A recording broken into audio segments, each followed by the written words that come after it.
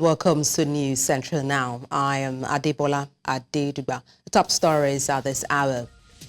Organizers insist no going back on Oktoberfest hunger protest. World Bank okays $1.57 billion loan for Nigeria. Manhunt underway after 18 people killed in South Africa mass shooting. And details shortly. Let's begin by telling you that organizers of the Oktoberfest protest against hardship in the country have insisted they would proceed with the showdown despite kicks by the federal government and warning by the Nigerian Police Force. A former presidential candidate and activist who is one of the leaders of the planned Oktoberfest protest, Omoyele Sowore, gave an update on the social media platform X on Monday, insisting on the action and saying it would be held across the country. According to Sowore, the nationwide protest will be held at Eagle Square in Abuja and will be peaceful. The activist further said hunger pangs have spread across the country, adding that Nigerians need to troop out nationwide in protest. In Lagos, the protest organizers plan to commence their march at Ikeja Underbridge at 7:30 a.m. Similarly, a coalition of groups has announced the declaration of Oktoberfest 2024 as a national day of survival to protest the severe hunger and economic hardship faced by Nigerians. In a statement, the groups, which include Youth Rights Campaign, Movement for Fundamental Change, Joint Action Front, Alliance for Surviving COVID-19 and Beyond, and Yoruba Revolutionary Movement, urged Nigerian people, including workers, students, youth, the unemployed, traders, and the impoverished to participate in peaceful protests. The declaration also aims to rally support for the immediate and unconditional release of EndSARS and End Bad Governance protesters currently detained, alongside journalists, activists, and others who have faced state repression. The group called on Nigerians to unite in their demands for justice and freedom on this significant day, asserting that the current socioeconomic hardship or landscape necessitates urgent action and collective voice against the government's policies. And top government officials in Nigeria have expressed optimism about the future of the country, saying that they are hopeful Nigeria will be better. And this was as they converged on the National Christian Center in Abuja as part of activities for Nigeria at 64. News Central's Joshua Imarai tells us more. The interdenominational service in commemoration of Nigeria's 64th independence anniversary celebration holding in the nation's capital, Abuja. In attendance were past leaders, senior government officials and officers of the Nigerian Armed Forces and Paramilitary Corps.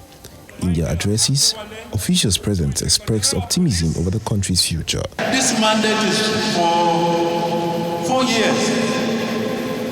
We have done only 1 year and is it 4 months? There is hope. I have a dream too, that this country, and that's what is going to be the most blessed, the most successful, the most prosperous in Africa and the world. We know that growth does not come without challenges. Our journey of transformation is akin to the pains of childbirth. The process is very uncomfortable, sometimes very painful, but we know that joy of what we are bringing to life will far exceed the pains of today. The highlight of the service was the cutting of the 64th anniversary cake. The message of hope and resilience resonated among the congregation, as many say they are hopeful of better days ahead. In Abuja for News Central, I am Joshua Imarai. In the same vein, the governor of Delta State, South Nigeria, Sheriff Obarawari, has urged Nigerians to remain optimistic and not be overwhelmed by the present economic challenges bedeviling the nation. Rather, he urged them to remain positive, noting that tough times don't last, but tough people do, by effectively surmounting challenges facing them. Governor Obarawari made a call at an interdenominational Thanksgiving service held on Sunday at the Cathedral Church of St. Peter's, Asaba, to mark the country at 64. The governor, who paid glowing tribute to the founding fathers of the country, urged Nigerians to remain hopeful and united, adding that the new phase of prosperity, peace, unity and progress will soon envelop the country. So I urge leaders, residents in the states to refuse to give up. Tough times never last, but tough people do. The situation we are in calls for creativity, innovation, determination, patience and resilience on the part of everybody, whether as a leader, as a governor, or those being governed. These are the qualities we need to stay afloat in the turbulent economy and overcome the challenges facing us. Finally, we should never stop praying for Nigeria. No matter the situation, God commands us as Christians is to pray. And joining us on the news to talk about this is a legal practitioner, Elvis Asia. Good morning. Glad to have you join me on the news. It's great to be here. Okay, let me kick off by asking, as Nigeria celebrates 64 years, anniversary, how do you view the role of the judiciary in supporting national development and also the rule of law? The role of the judiciary cannot be overemphasized. In fact, in a democracy, judiciary is supposed to be the referee as between the leaders and the people. And so in the last 64 years, there has been a lot of challenges in the way and manner the judicial system serves the nation. If you take your mind back to the military rule, you see that the judiciary was even more effective during the military rule. There were so many decisions of the court, challenging the actions of the military, in terms of maintaining the rule of law within the context of the laws that existed at the time. But in recent times, there has been a lot of challenges, particularly in midwifing, in refereeing the democracy that we got in 1999. There has, to appear that the judiciary hasn't been doing much or doing enough in ensuring that the politicians play by the rules and ensuring that the rule of law is enforced. A few instances will suffice. You look at the way our electoral system is currently handled by the judiciary. Some of the decisions of the judiciary seems to have empowered and emboldened the politicians to continue in the way and manner they manage elections in this country. We just saw what happened in the state, for example. We have also seen the judiciary orders in support of the politicians who wishes to suppress the people, who wishes to prevent protests. We saw it in Lagos, in Abuja, and a few other places where the judiciary keeps issuing orders. In the area of commerce, the judiciary hasn't done much. The delay in justice administration has frustrated businesses, has frustrated commerce, and has made it very difficult for people to invest in Nigeria. Mr. Asia. So when you look at yes. Well, just to follow your thought process, you've highlighted interesting aspects, which you have said, are shortcomings of the electoral system. You also talked about politicizing elections and the likes. Now, looking ahead, as we mark 64 years of independence come tomorrow, October 1st, what legal reforms do you believe should be the priority to enhance the strength of the judiciary?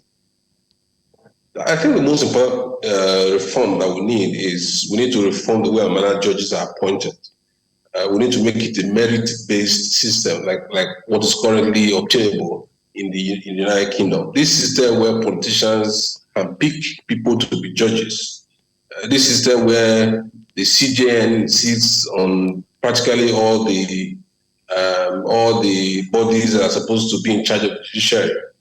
It has not served us well. So we need to find a way to ensure that merit is the order of the day. Judicial positions should be advertised, members of the public should apply, independent body will scrutinize it, and then it will pass on to the appointing authorities. This system where governors, the president, or people can appoint their children as judges can no longer really work. We need to reform it. We also need to reform the way and manner the judiciary disciplines enforced in the judiciary. The National Judicial Council has, done a lot, but it will appear that, from what we see, from the perception of the people, much isn't being done in terms of discipline. I think that has to be done. We need to ensure that the disciplinary bodies are not headed by judges. They are headed by ordinary people, lay persons. Just to quickly chip in there, talking about judges, you reference also Chief Justice of Nigeria. Now, we have seen different controversies, throwing up regarding the recent increase in salaries and, of course, allowances for judicial officers. Do you think these in any way would influence public perception and trust for them? And if so, how can they better position themselves to gain the trust of the public? Well, the increase in salary is I don't see any problem with it. Judges deserve it. The work is quite enormous. The problem is not just about judges alone. It's just the environment in which they are made to work. So let us hope that with this increase in salaries, judges will be more committed to be able to earn the trust of members of the public. For us to earn the trust of members of the public, the first thing we have to do is to find a way to resolve delay in justice administration. I'm just coming from, I just stepped out from a court, a matter that was filed in 2017, and this is 2024, and we still haven't done trials. We need to find a way to ensure that cases move on as quickly as possible. You can't file a case before it gets all the way to the Supreme Court. It takes 20 years. 15 years. In most cases, the parties would have died. And so we need to be able to do that. And then we need to ensure that the electoral process in the country is properly policed by the judiciary. So that, politicians who wishes to flout the laws, who wishes to subvert the will of the people, will be wary of the fact that judgments, can overturn what they have done. But in recent times, we haven't seen serious attempts at overturning any cases of irregularities, and so that must be done to try to earn the trust of the people. And then we also should stand on the side of the rule of law. The rule of law is the most important pillars of a democratic society, and so the judiciary must police it. We can't be granting orders to stop people from protesting or to restrict people to, if in a place like Lagos you want to restrict people to protest in Freedom Park or wherever, and then so I will have to travel all the way from other parts of Lagos when my protest is about hunger. It doesn't make sense. So we need to ensure that we don't lend the aid of the courts or the judiciary to a system of oppression by the politicians and those who don't want the people to cry out. All of this we need to do to ensure that the people can, rekindle their trust in judiciary. Indeed, we do look forward to a time in Nigeria when the rule of law will take center stage. Thank you so much for your thoughts on the news. Elvis Asia, legal practitioner, and may I also say happy independence to you. In the meantime, the national chairman of the All Progressives Grand Alliance has dismissed the recent suspension of several members of the party by the factional chairman, Adedugba. The national chairman, while speaking to newsmen in Abuja, says that the factional chairman is not a member of the party and holds no authority in the party as adjudicated by several court judgments. He urged party faithful to disregard the act, saying it remains null and void.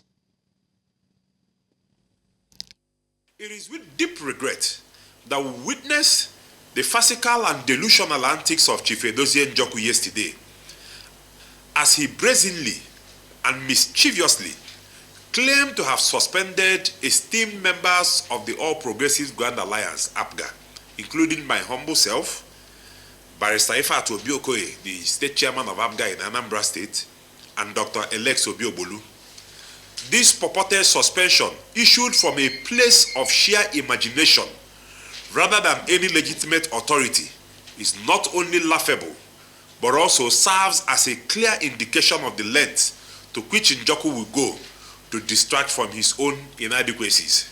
Edozie Njoku does not possess the locus to suspend loyal and dedicated members of our party. His actions reflect a desperate attempt to exert control over a party of which he is not even a member. By what right does a stranger seek to suspend the very architects of... We go on a break now. When we return, Doctors Without Borders expresses fear of disease outbreak in Maiduguri.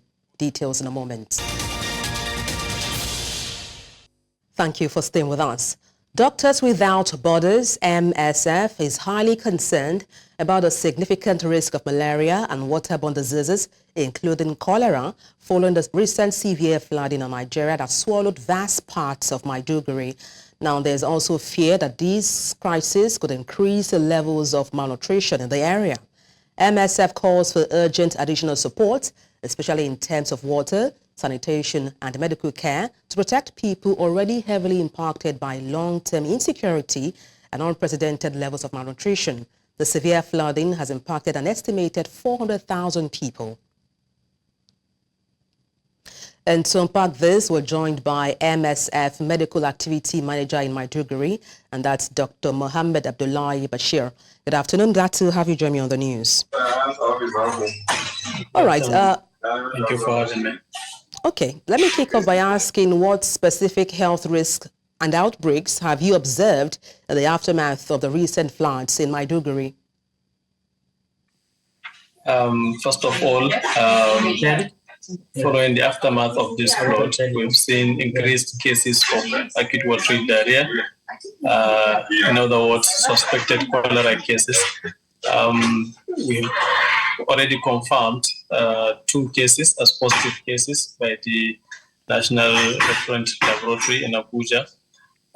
So yes, we have seen increased cases of suspected cholera cases and also cases of malaria. This is a malaria season usually, but we expect to see more, and we are seeing more cases now. And because of the flood, we expect this malaria season to be extended, unlike the previous years. We've also seen cases of diphtheria, which is contagious because the camps are overcrowded. So diphtheria is a contagious disease that can easily be transmitted from one person to another. So also we've seen such cases all over the city. Well, I can't just help but imagine how people are dealing with this catastrophe mentally. What psychological impacts are the residents facing due to this flood? And also, how is MSF addressing these challenges? Actually, the psychological impact is very huge, especially in the first few days of the flood, where you wake up to see your house, your businesses. In fact, sometimes even your family members are gone. So it's very severe. And we've seen some cases in the camps and in our hospitals where we manage our patients for malnutrition. We've seen adults with such acute mental health conditions. And for those cases, we've referred them to the specialist, and then they have been managed. So MSF also is into this, supporting in management of mental health conditions following this flood, and also other several non-governmental organizations also supporting in that, to say that the adverse effects of psychological health conditions does not bring down the residents of Maiduguri. Yes, this is how MSF is supporting for the short term. But for long term, actually, I think we need much more to do because we need to rebuild those homes, which developmental activities. We need to do all those things. And other organizations should come in to support in these activities. Well, I really wonder, Dr. Abdullahi, you've talked about psychological support MSF is providing, but beyond psychological support now, in terms of family and also children, are there any community structures or even support systems being created to help children and also families cope in the wake of this flood?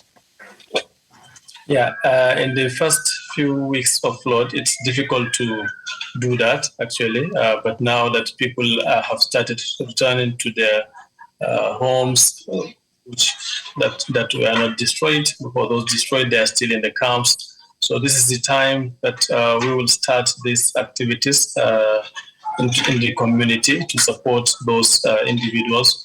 So other organizations also will start this definitely, but I'm sure more support is needed so that these families can help, their symptoms can be alleviated, and then the risk will not be intolerable. All right, thank you so much. We do hope indeed relief is underway to those affected by flood in Maiduguri. Dr. Mohammed Abdullahi, MSF Medical Activity Manager, many thanks indeed for your time. Thank you. In a bid to end the recurring ethnic and religious conflicts across several communities in Nigeria, the United Nations Women has called for more inclusion of women in peace-building processes of government. And this was during the inauguration of the 1,000 Peace Ambassadors of Nigeria, which took place in Abuja with the theme, Bridging the Gap for Humanity and Economic Investment in Nigeria. While addressing Nigerians who have contributed to peace initiatives were awarded, citizens were tasked to put humanity first, shun discrimination on ethnic and religious grounds, and promote peace among citizens.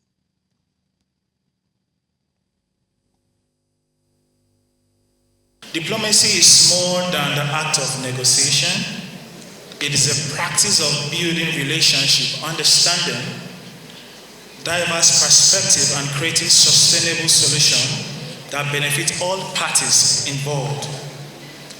As peace ambassadors, our mission is to enhance the power of diplomacy, to connect Nigeria with global partners, attract economic investment, and enhance humanitarian efforts.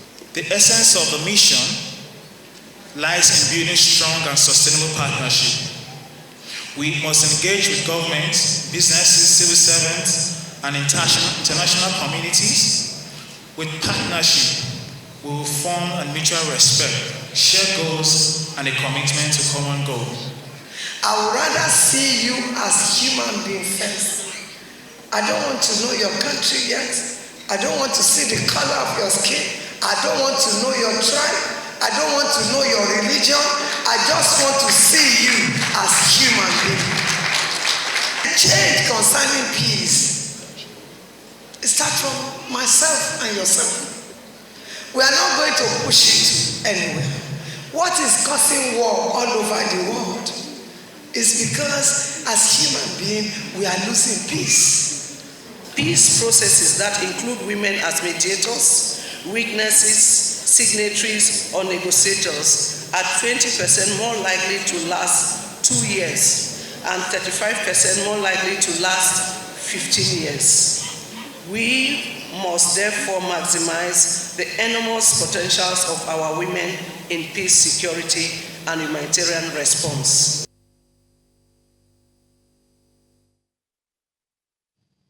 Nigerians have lauded the judgment by the Federal High Court in Ilorin, which sentenced convicted armed robbers involved in the Offa Bank robbery 6 years ago on April 5, 2018. They also urged the nation's justice sector to speed up resolution of cases, saying this will help give victims and families affected closure. Amadine Uyi tells us more. The daredevil of a bank robbery suspect arriving at the State High Court in Ilorin, Kwara State. The robbery case, which has spanned 6 years, shocked the quiet town of Offa, following the brazenness and audacity of the suspected robbers.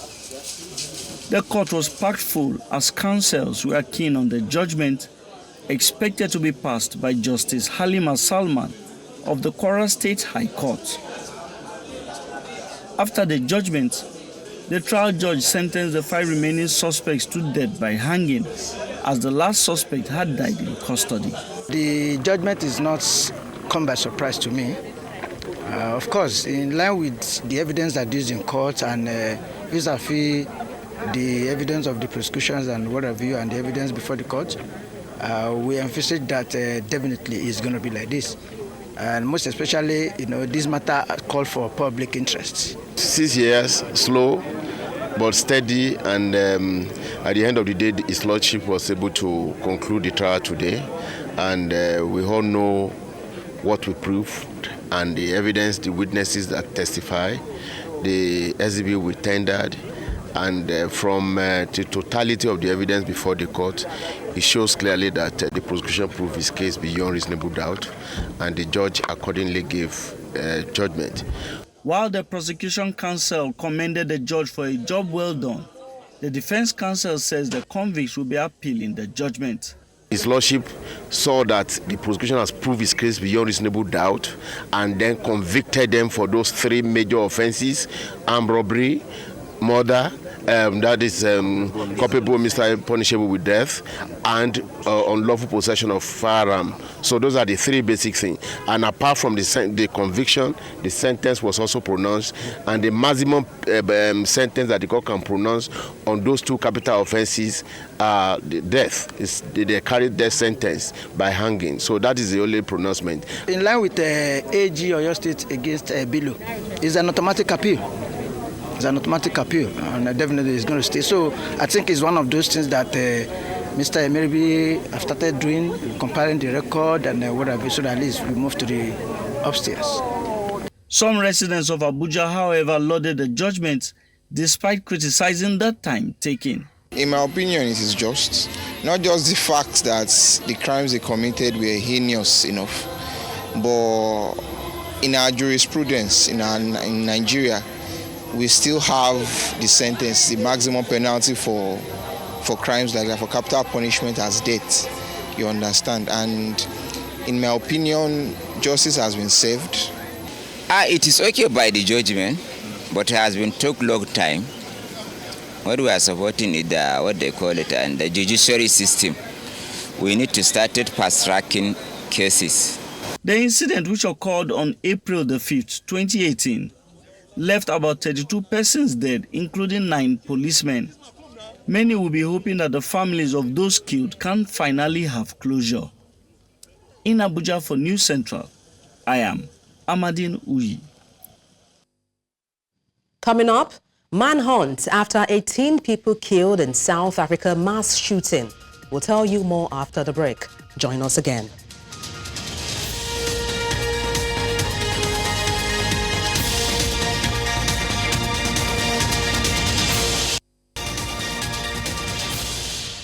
Thank you for staying with us. The news continues in West Africa, where 13 people, including 6 children, were killed in Guinea when a minibus in which they were traveling crashed and ended up in a river. The government said in a statement that the accident, which occurred near the locality of Kisidogu in the southwest of the country, also left many wounded in the hospital. The driver is said to have been drowsy before the accident occurred. Road accidents are common in the West African country due to the state of the roads, old vehicles, and often reckless driving. Recent heavy rainfall has worsened conditions further in places. On Saturday, South Africa woke up to a devastating news of a mass shooting that happened in Lusikisiki in the Eastern Cape that almost wiped out the entire family. The incident claimed the lives of 17 family members and friends at Ngobozana village. 2 homesteads on the same street in the town of Lusikisiki in the Eastern Cape were targeted, with 12 women and 1 man killed in one location and 3 women and 1 man at a second location. The 18th victim died in the hospital on Sunday, according to the South Africa Police Services. The motive for the shootings is still unknown, and a manhunt is underway for those responsible for the killings, according to the National Police spokesperson, Brig Athelanda Mathe. And earlier, President of the General Industries Workers Union of South Africa, Mamathwe Sebe, joined us on the news to talk about this. Shocked. We are obviously very sad over this very terrible and indeed a tragic killing of the entire family, basically, right? Because, what remains of the few survivors really is just nothing that would really be able to rebuild the family in any immediate term and so on. And I think this horrific murder, mass murder, which is the only way you can really characterize it, it sent shockwave across the country. And I think people are even more shocked by the fact that government hasn't really reacted. Now, obviously, this must be a domestic-related violence.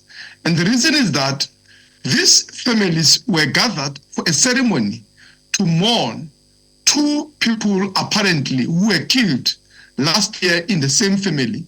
And I'm not so sure about the circumstances, but it seems to have been appeared to be, in the same manner and so on. In East Africa, the Health Ministry in Rwanda has confirmed the death of 6 people from the outbreak of Marburg virus, a highly infectious hemorrhagic fever similar to Ebola. The highly virulent microbe causes severe fever, accompanied by bleeding and organ failure. According to a health minister, Sabin Nsanzimana, some 20 patients were being treated of the illness. According to him, those infected and the disease were mainly health workers, adding that efforts were underway to trace and test those who had come in contact with them. Last few days, we confirmed the Marburg virus disease, the first case in Rwanda, which actually opened testing for other suspect cases that were confirmed after hours testing using PCR technology within our lab. So far, we've confirmed 20 cases and 6 deaths. So far, we have activated all our response mechanisms. We're working with different partners and also government institutions to make sure we stop this spread as quick as possible. And also we save the lives of the people that are likely already infected. And that's why contact tracing is...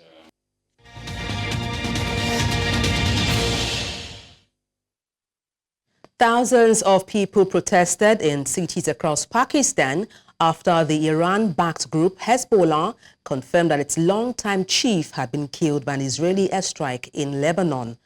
Around 4,000 people gathered in the Pakistan capital Islamabad and 3,000 in the southern port city of Karachi during rallies and funeral prayers for Hassan Nasrallah led by Shiite Muslim groups.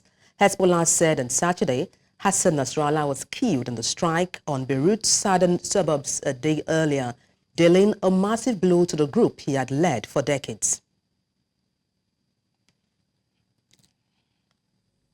और हम ये बताना चाहते हैं कि एक Nasrallah के जाने से कुछ नहीं होगा। हम सब नसरुल्लाह हैं, हम सब नसरुल्लाह की आवाज़ हैं और हम सब हसन नसरुल्लाह का पैगाम हैं। जो परचम उसने हमें दिया है हमने उठाया। यही वजह है कि आज शिया सुन्नी सब मिलकर रोडों पर आए हैं और हम पुरअमन हैं। हमारे साथ ख़वातीन हैं, बच्चे हैं, बुजुर्ग हैं, उलमा हैं। बस इस बिना पर लाजिम व ज़रूरी है कि हम इस आवाज़ एहतजाज को बुलंद करें और उन अफराद तक पहुँचाएँ कि जो इस जुल्म के बानी हैं, यानी अमरीका जो उम्मुल ख़बाइस है, जो तमाम बुराइयों, फसाद और मुनकरात का महवर और मरकज़ और जड़ है। U.S. President Joe Biden on Sunday approved $567 million in defense assistance for Taiwan, the White House said, as China ramps up political and military pressure on a self-ruled island. It did not give details of the package, which is nearly twice the size of the $345 million in defense support approved in July last year. The United States in April this year approved billions of military aid for Taiwan in the face of an increasingly assertive China. Asked about the new defense assistance on Monday, China's foreign ministry warned the U.S. that arming Taiwan would backfire. And spokesman Lin Jian said Beijing urged Washington to stop arming Taiwan in any form. He adds that the U.S.'s insistence on supporting Taiwan independence with weapons will only backfire and lead to self-inflicted consequences.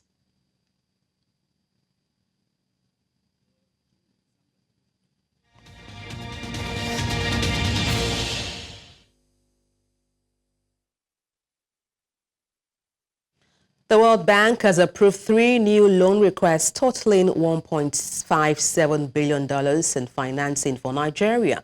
Now, according to a statement released on Monday, the approval is to support the federal government in strengthening human capital through better health for women, children, and adolescents. It adds that the approved project would also help build resilience to the effects of climate change, such as flood and drought, through improving dam safety and irrigation. The international lender stated that this new financing includes $500 million for addressing governance issues that constrain the delivery of education and health, and $570 million for primary health care provision, strengthening program, and $500 million for the Sustainable Power and Irrigation for Nigeria project. Aviation experts have backed Emirates Airlines' decision to charge passengers in dollars, citing the airline's dollar denomination costs. A member of the Aviation Roundtable, Olumide Onwayo, said that the inconsistency in Nigeria's aviation policies and airlines having to pay for services in dollars has made it difficult to enforce Naira pricing. Onwayo explains that airlines have suffered losses due to the exchange rate fluctuations and trapped funds. He argued that it is understandable for airlines to charge in dollars if they find it competitive, adding that in some cases, dollar-denominated tickets are cheaper than those priced in Naira. And to talk about this in detail is the General Secretary, Aviation Roundtable, in person of Olumide Onwayo. Good afternoon. Glad to have you join me on the news. You have said everything that I wanted to say. You have quoted me, but what I was talking about it again. Okay, I'm kind of struggling to hear you clearly, but let me proceed with my first question. How do you foresee Emirates Airlines decision to charge in dollars impacting ticket sales and also passenger demand in Nigeria?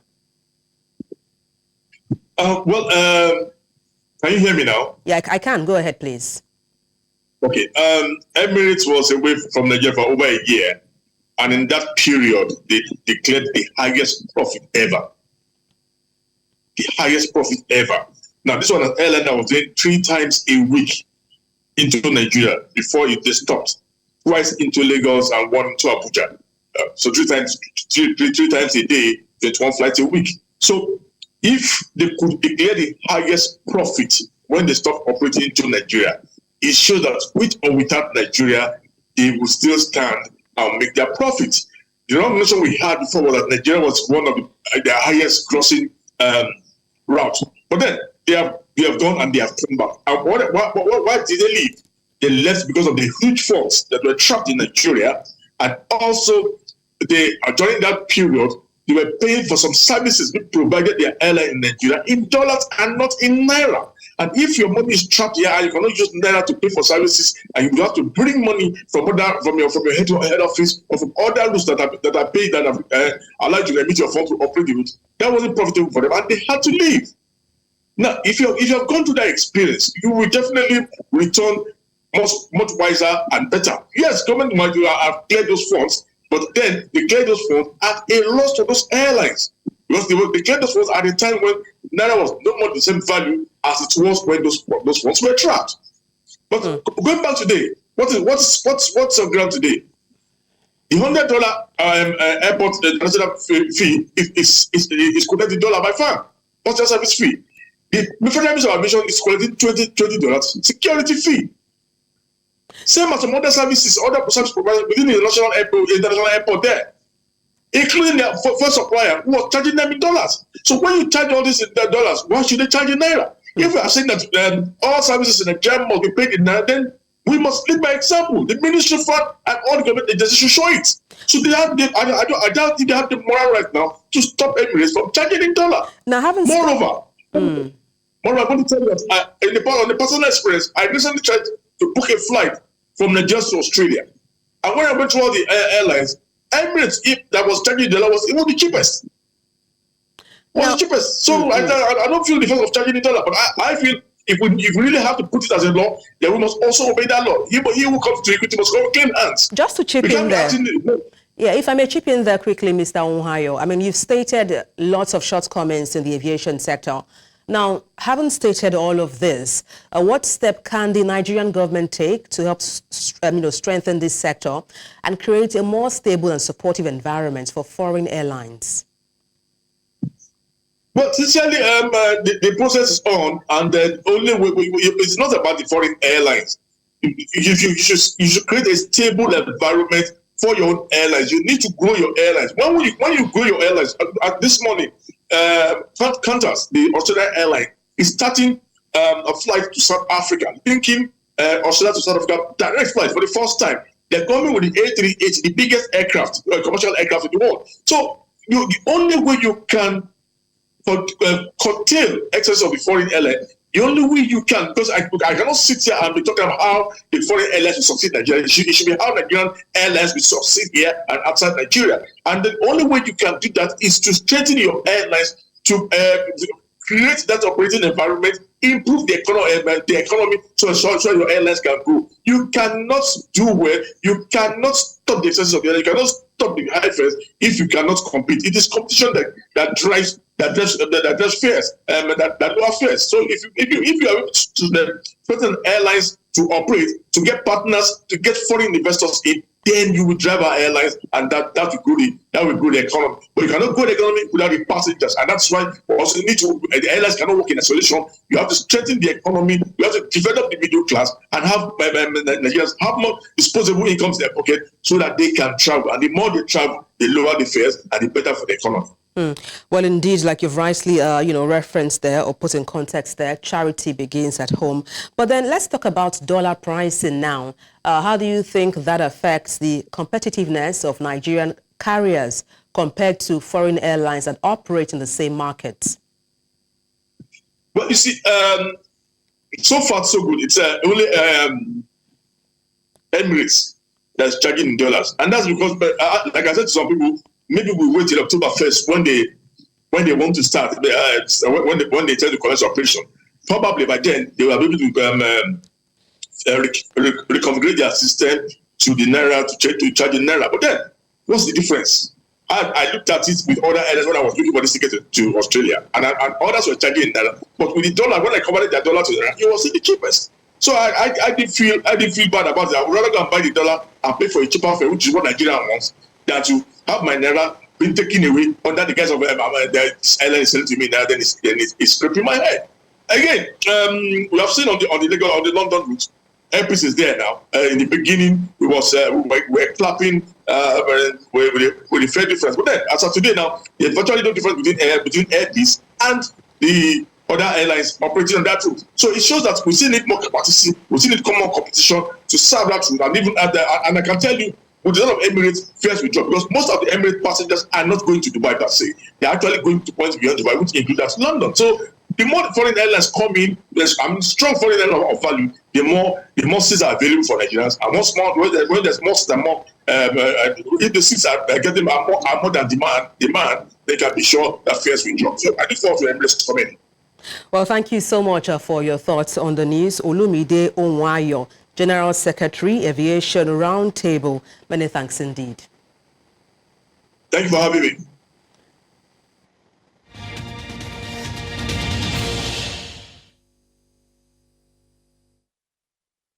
In sports, American University Cairo emerged as the overall winner of 11th Africa University Games, co-hosted by the University of Lagos, UNILAG, and Lagos State University, LASU. They secured 46 gold, 28 silver, and 8 bronze medals. LASU came second with 28 gold, 30 silver, and 26 bronze, while UNILAG placed third with 25 gold, 23 silver, and 40 bronze. At the closing ceremony, UNILAG Vice Chancellor Professor Folashade Ogushola praised the successful event and commended both universities for upgrading their sports facilities. LASU Vice Chancellor Professor Ibiyemi Olatunji Bello emphasized how the Games promoted African unity.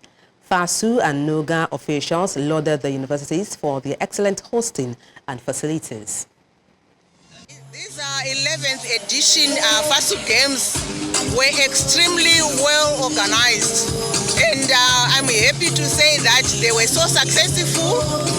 Most universities are happy, and the level of organization was so high that we are all enjoying, students are enjoying, and there was a lot of network, and we are just hoping that the next FASU games, they will keep the level of what they got here in Nigeria.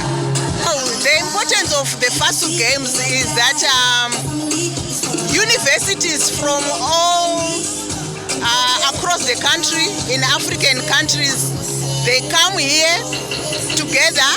That is why they are called the Africa University Games, because we are looking at students from African universities across Africa to come and showcase their skills, as well as showing their what they are able to do from their different countries. And once they are here, it is competition.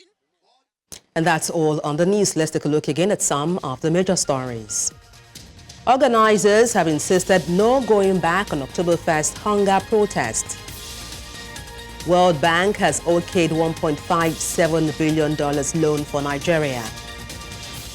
We also told you that manhunt has begun after 18 people killed in South Africa mass shooting. You can watch News Central live on DSTV, channel 422, Star Times, channel 274, Abo TV, and YouTube. Many thanks for watching. I am Adebola Adedugba.